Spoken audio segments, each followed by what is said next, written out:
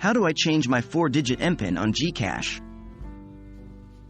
Hello, GCash users. In this video, we're going to help you learn how to change your 4-digit MPIN on GCash.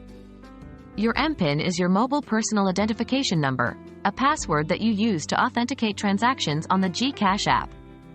Changing it regularly is a good way to ensure the security of your account. Let's dive into the steps. Log in to your GCash account.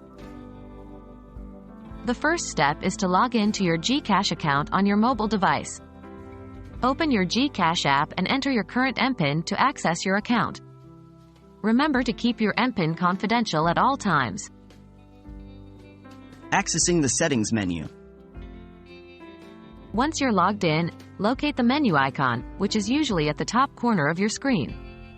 Click on the menu icon and then select the Settings option. Navigating to change MPIN. Within the Settings menu, you will find an option labeled Change MPIN.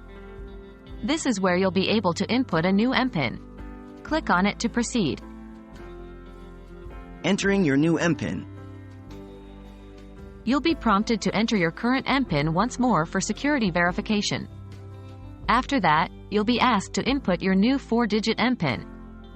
It's best to choose a unique number that you can remember, but isn't easily guessable by others.